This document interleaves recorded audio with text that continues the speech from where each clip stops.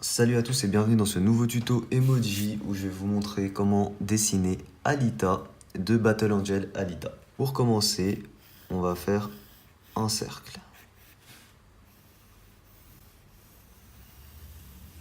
Un petit cercle comme ça pour commencer. Une fois qu'on a fait le cercle, on va placer les lignes repères. Une ligne repère verticalement à la moitié et une ligne horizontale à la moitié. Une fois qu'on a ça, on peut déjà globalement placer nos yeux. Alors les yeux qu'on fait bien grands. Donc on fait deux parenthèses comme ça pour nos yeux. Je rappelle Alita qui a de grands yeux comme ça. On peut placer nos pupilles. Alors nos pupilles, pareil, ça va être des cercles en fait. Qu'on va faire bien grandes comme ça. Et au centre, on peut dessiner la pupille. En fait, là c'était l'iris. Et là on dessine la pupille à l'intérieur. On peut déjà colorier en noir. Cet œil-là est plus grand que celui-là. Ça, à la limite, c'est pas grave, à l'ancrage, on peut corriger. On fait des cils de cette manière-là, des deux côtés. Pour son nez, on va le faire juste ici, en dessous les yeux, et on fait un tout petit nez comme ça, avec de toutes petites virgules. Voilà, de cette manière-là. Sa bouche, pareil, on va faire une petite bouche. Donc on s'aide toujours de la ligne verticale. Une petite bouche. De cette manière-là en fait, avec une lèvre supérieure bien marquée comme ça. Ensuite, on va modéliser un peu la forme de sa tête. Ici, on lui fait un petit menton marqué. Pour les joues, on suit globalement notre cercle de cette manière-là.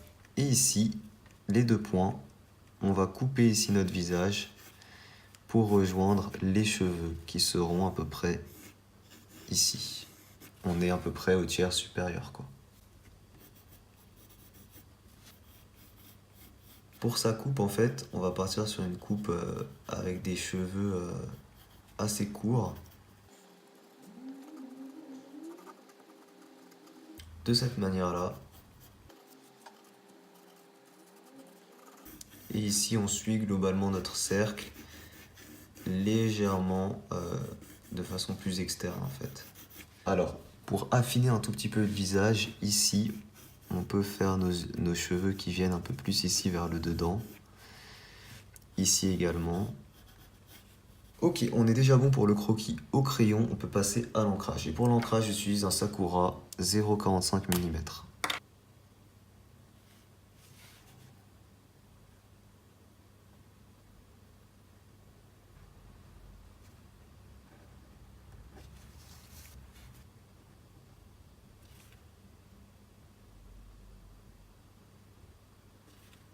On attend un peu que l'encre sèche et on gomme les traits de construction.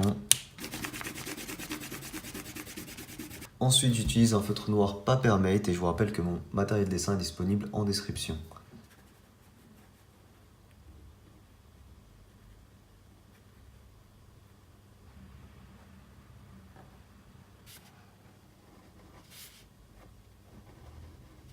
Alors, on va passer maintenant à la couleur. Pour la couleur de sa peau, j'utilise deux couleurs, une beige, une un peu plus foncée, des Copics.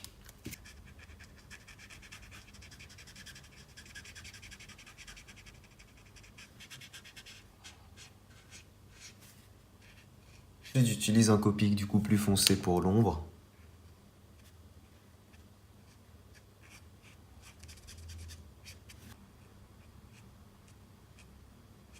Pour ses cheveux, je commence avec du beige pastel, venir mettre un peu d'éclairage sur ses mèches, comme ça, voilà, vite fait, sans se prendre la tête.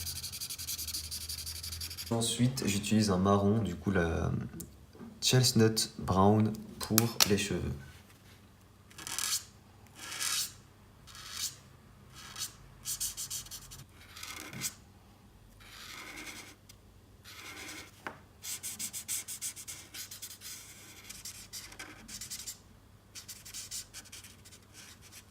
Pour le blanc de ses yeux, je vais utiliser la couleur ivoire. Ça fera toujours plus réaliste que de laisser en blanc. La couleur même de l'iris, j'utilise le Potalo Brown.